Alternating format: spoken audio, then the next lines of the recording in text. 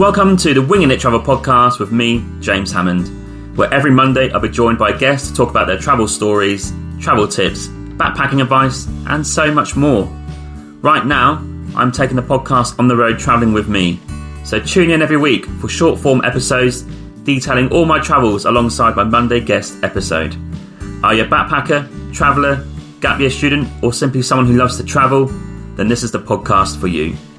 This is a casual, informative podcast designed for you to inspire you to travel. There'll be stories to tell, tips to share, and experiences to inspire. Welcome to the show. Hey, just a quick one. I just want to say there are many ways to support this podcast. You can buy me a coffee and help support the podcast with $5, or you can go to my merch store with the affiliate link with TeePublic, where there's plenty of merch available to buy, such as t-shirts, jumpers, hoodies, and also some children's clothing. Thirdly, which is free, you can also rate and review this podcast on Apple Podcasts, Spotify, Podchaser, or Good Pods. Also, you can find me on social media on Instagram, Twitter, Facebook, and TikTok. Simply just search for Winging It Travel Podcast, and you'll find me displaying all my social media content for travelling, podcasts, and other stuff. Hello, and welcome to this next solo episode for Jordan, and today I'm going to cover Biosphere and Petra. Now, Petra is very well written and read about, but hopefully some tips and tricks in there that will help you out. And Dana, I'm not sure many people know much about it, so I'll share our experiences there, the hikes that we've done, where we stayed, and also Petra too. So first of all, we left the Dead Sea after a few hours at the spa resort, and it was about a 2-hour drive, predominantly flat, then uphill over the mountain passes. And this car was not really built for that, and it did struggle a little bit. Now, I mentioned on the last episode about the speed bumps being a bit of a pain, and I got a bit carried away and a bit lax on the concentration on the way to Dana. And basically there is parts of the road where it is single file, but as per customs really, because the lorries are so slow, people do pass if it's safe to do so, and they do go to the right to let you pass. So that is a done thing, and I was doing that pretty successfully. And when you're behind vehicles, you can see when there's a bump coming, because they'll slow down and go over the speed bump pretty easy. But I did get caught out a little bit when I was overtaking a lorry. This lorry was going fairly slow. I overtook the lorry, probably going up to 80 to 90 kms an hour.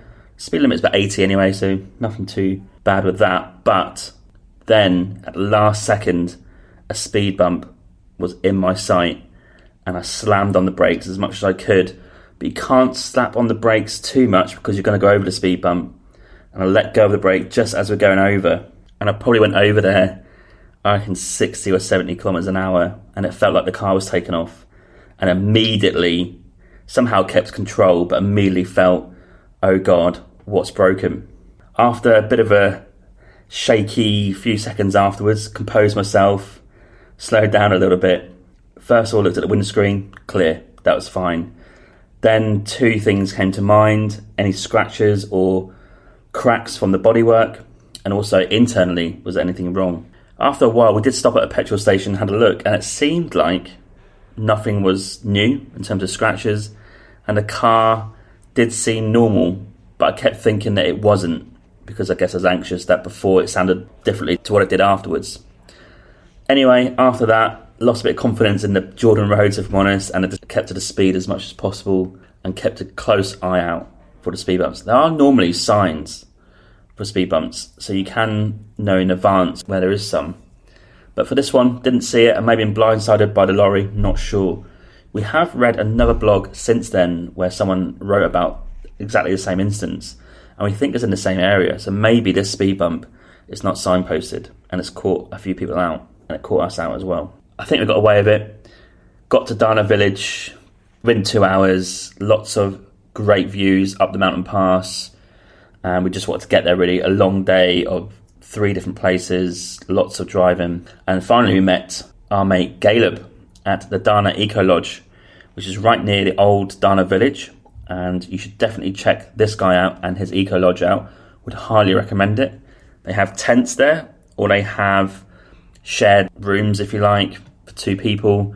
I think some of those are probably ensuite as well, and there were families there as well, so I guess there's rooms that are a bit bigger for 2 or 3 people, maybe 4 people or stuff like that.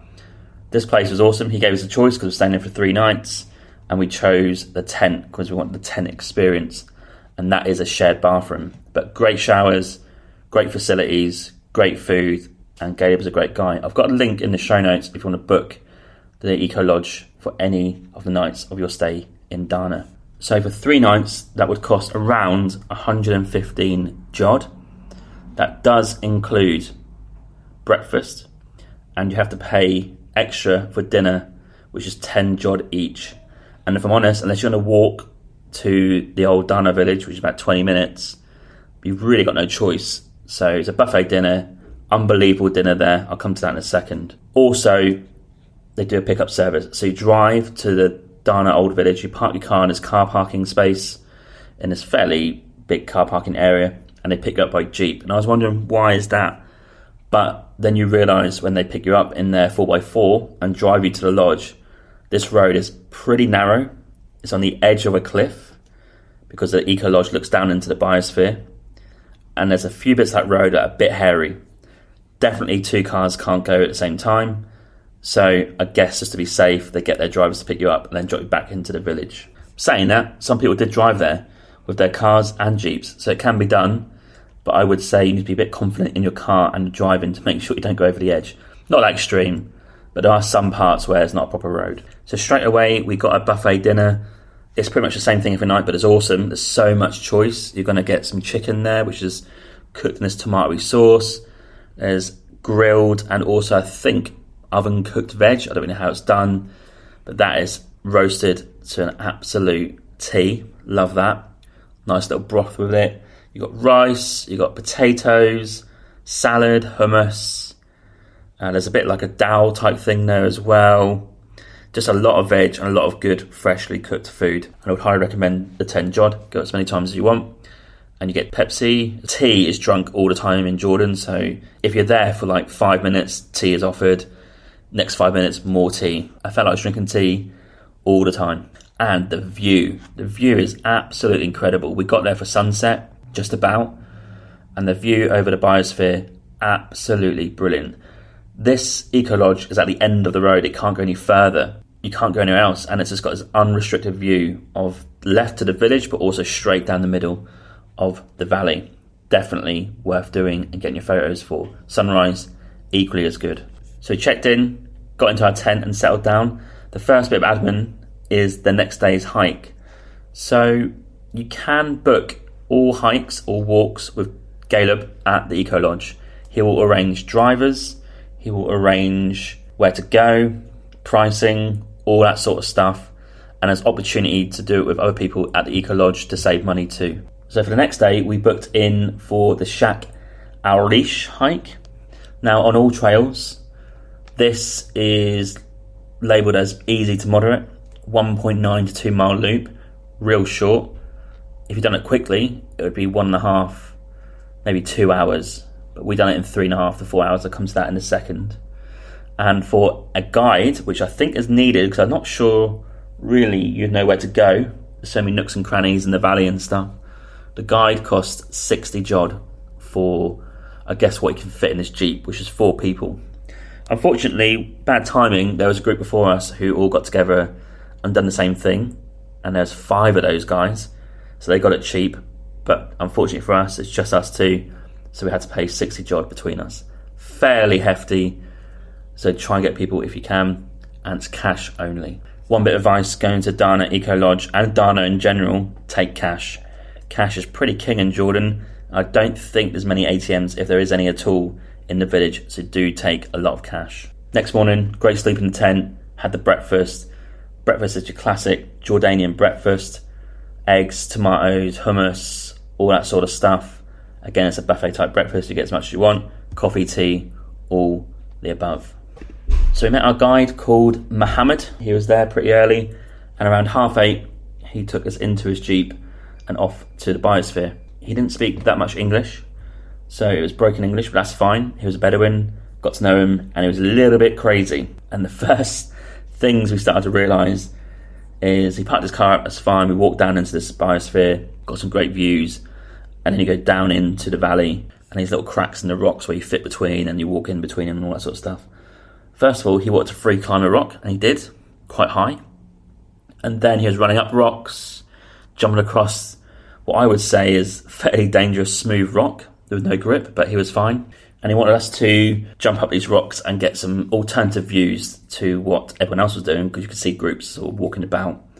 And they were great. He said, leave your bags here. And we jumped up some rocks, climbed up some rocks, got help from him climbing down and all this sort of stuff. And it really was a good walk. I did feel like it could be done in an hour, hour and a half, because it's not that long.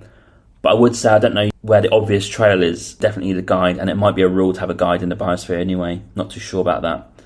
He made us a brilliant tea about halfway through, and this was black tea, sugar, and za'atar, which is like a herb grown in the biosphere. Could not believe what I was tasting. Kept asking me, what's the ingredients? And he's like, yes, this, and this. And I was like, okay. So I do remember that. Brilliant tea break, great views, and there's that classic red rock that you can see in the valley as well. This guy also loved winding up the other guides, and a few examples of this is we kept bumping into this Italian couple with a guide who actually had some hiking poles, not quite as mobile as ours, and our guide realised that he's coming around the corner, so he told us to go away and be quiet. So, oh, okay, that's a bit weird. Crouched down on the floor and sort of really got low down in the weeds of the floor, and I was like, I know what he's doing. So we kind of pretended to look the other way, and then he just jumped out at the guide and scared him. So that sort of stuff. Eccentric character, great fun, didn't speak much English, but was the kind of character that you want on this trail, because he's just running about, making you laugh. Real good fun. Made our way back to the Jeep at the top of the hill, and it really wasn't that difficult. For us, if we're saying it's pretty easy, it's definitely easy for you. And the Italian couple did think that was quite easy too. Maybe stretched out a little bit to justify the cost of the guide. Maybe 60 jod is not cheap, but would recommend it. And for the rest of the day, we chilled out at the lodge.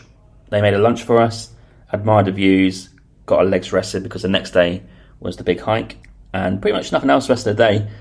The next hike we had planned was the Wadi trail, which is 16 kilometers right through that valley to a place called Finan Lodge. Originally, we wanted to book the Guwir trek, but that was actually closed because of the rain.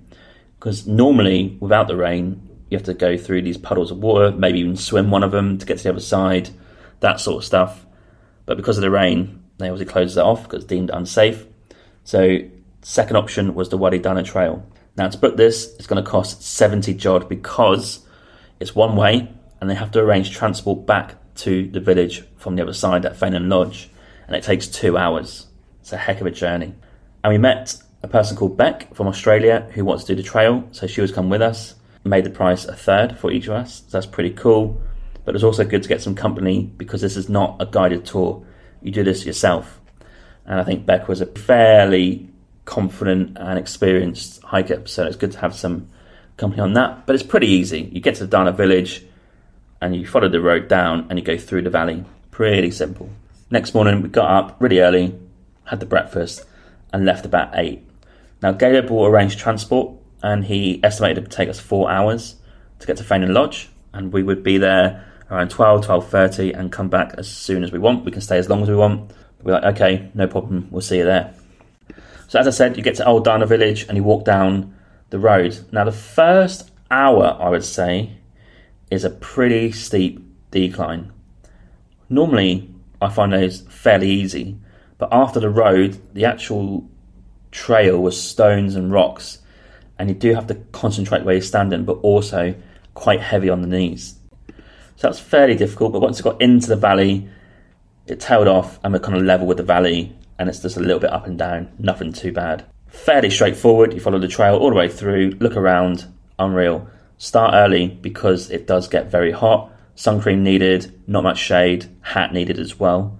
And we took a lunch with us that Caleb had provided us before we left, so they do arrange that too.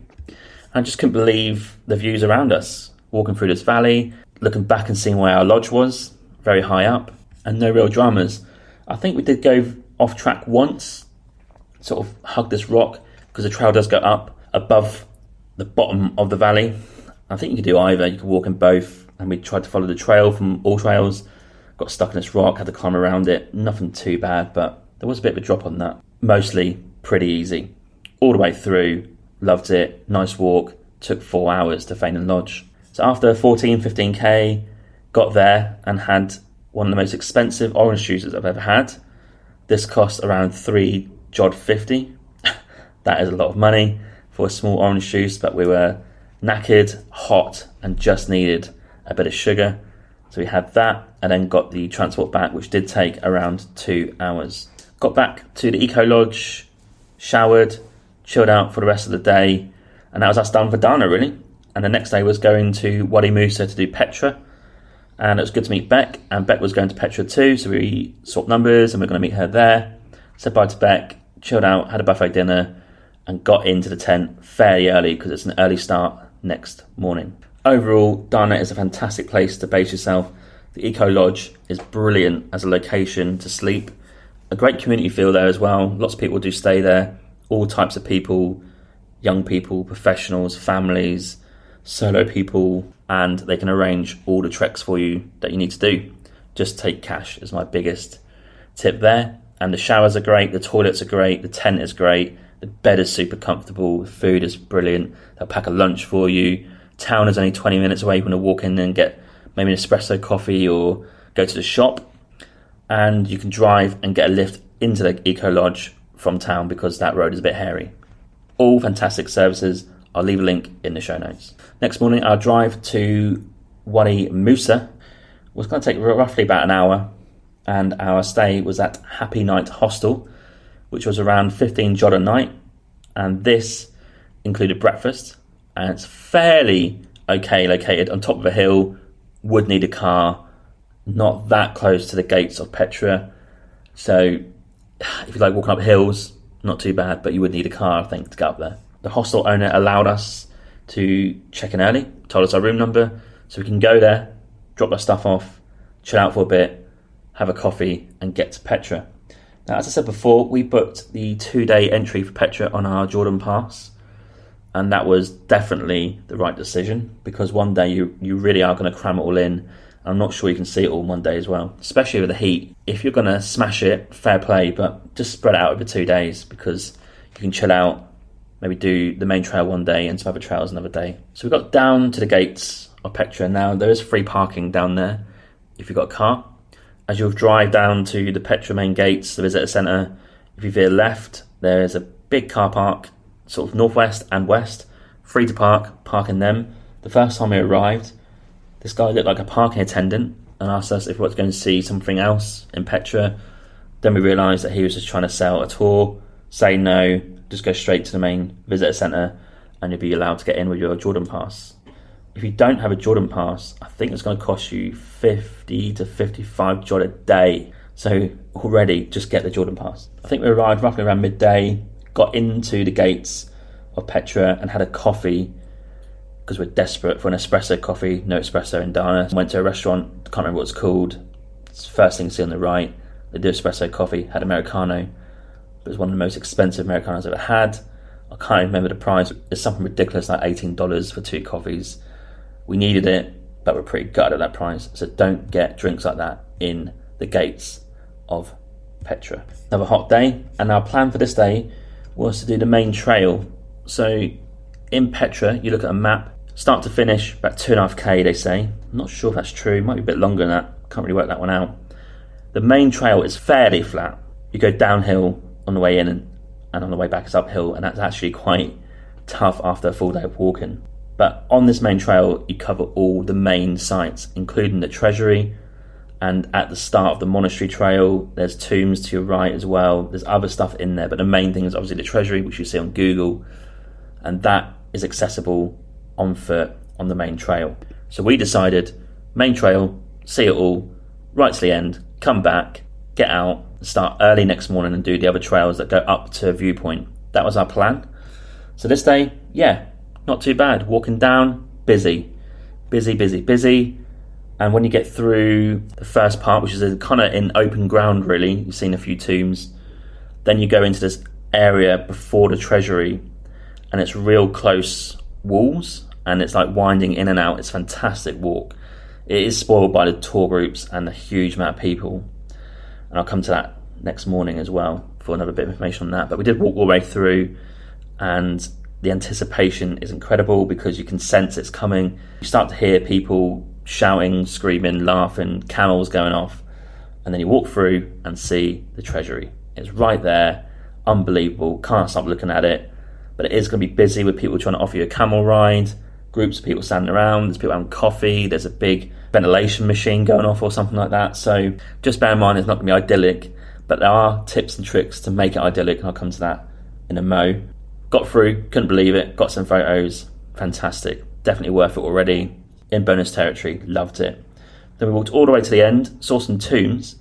Now this was an underrated and one of my favourite parts actually, and that was it's called the tombs. They've got the royal tombs there, the palace tomb, and you just climb up a little bit, up a few stairs, and there's like a row of 3 or 4 tombs in a row, so you can go in them. And from afar, they look great because they're kind of carved into the walls like they all are. Carving tombs and stuff into rock, it's just sensational. And you can also see this theatre that's built into the rock. Apparently, it's the only theatre carved into the stone/rock in the world. I'm not sure that's true. That's what it said. That's a highlight as well. So on this main trail, you do tick off fantastic things that are easy to see, and it's not too much of an effort. It's just that when you get to the end, you've got to walk all the way back. That's a fair trek, around 5 to 6k in the heat. Is going to get you a little bit. But fantastic sights, we ticked off all the main ones. Real happy with that. Completed it, got back, and we met Beck for dinner at Reem Baladi in town. Brilliant food here. 7 to 8 jod, you're going to get loads of chips, souvlaki type meat. I had a grilled chicken, unbelievable, pita bread, salad, hummus, huge plate of food. And after walking all day, definitely worth doing. I couldn't find any parking actually.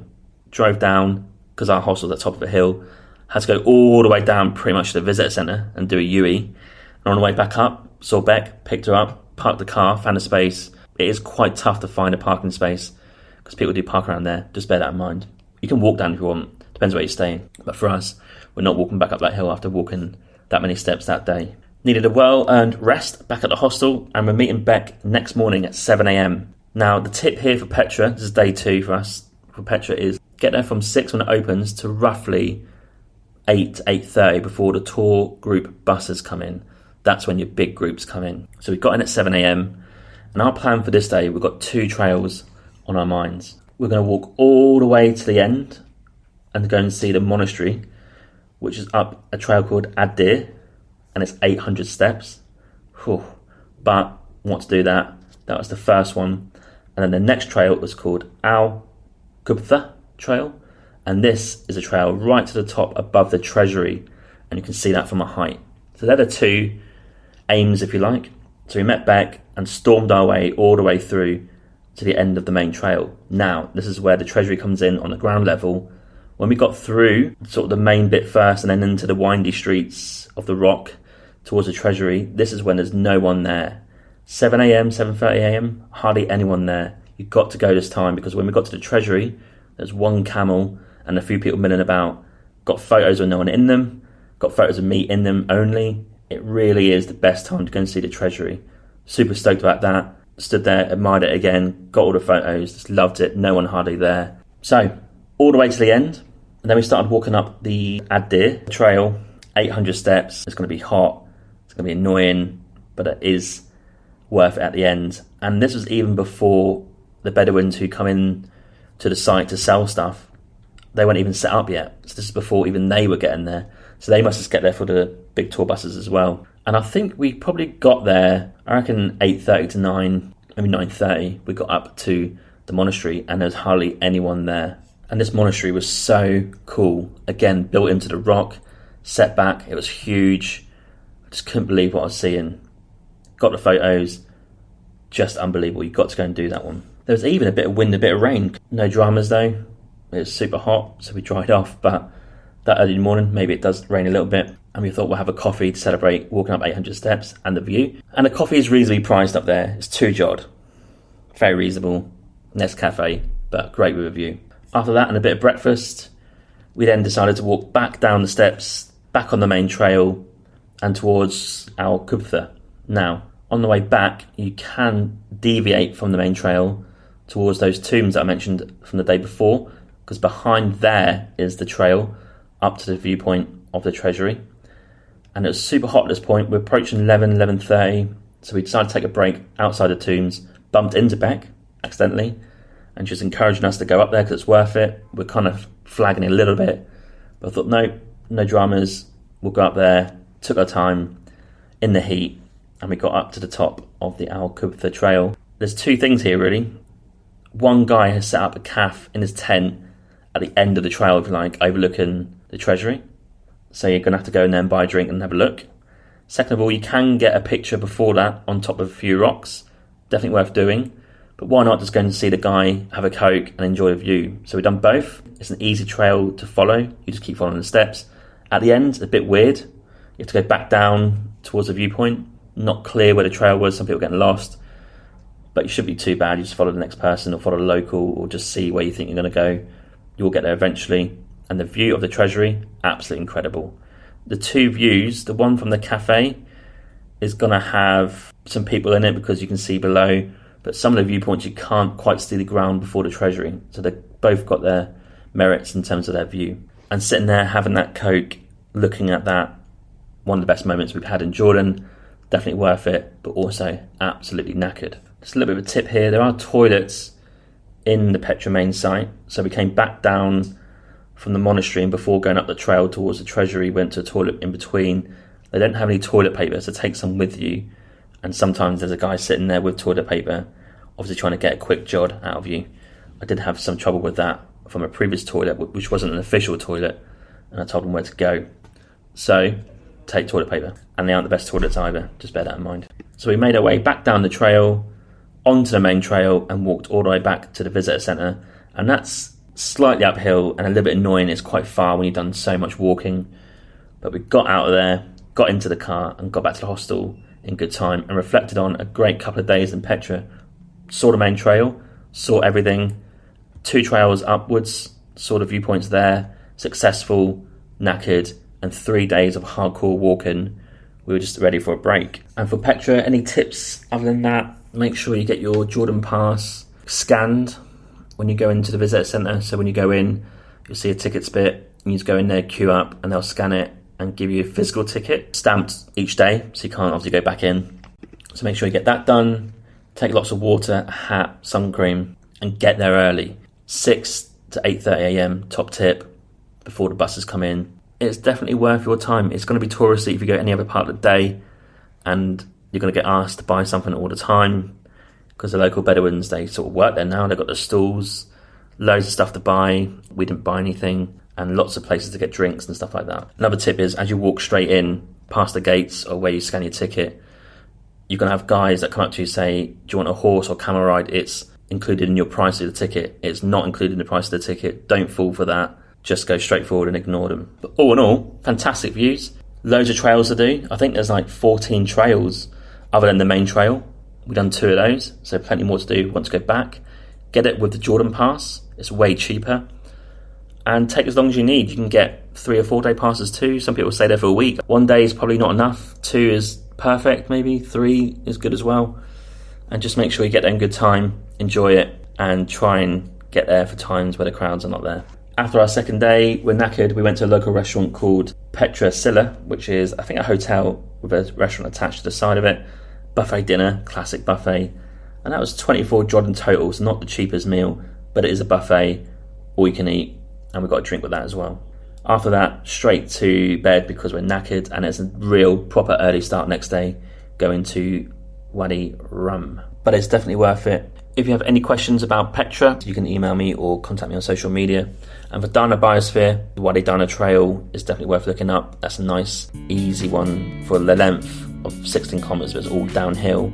You can do it from Feigning Lodge to Dana. That would be seriously tough, uphill all the way. I probably wouldn't do that. But yeah, love them both. Love those 5 days. Would recommend both of those places. And next on my Jordan series is going to be finishing off with Wadi Rum and Aqaba, and the last day in Amman too. So thanks so much for tuning in to today's episode. I'll catch you next time for another instalment. Thank you.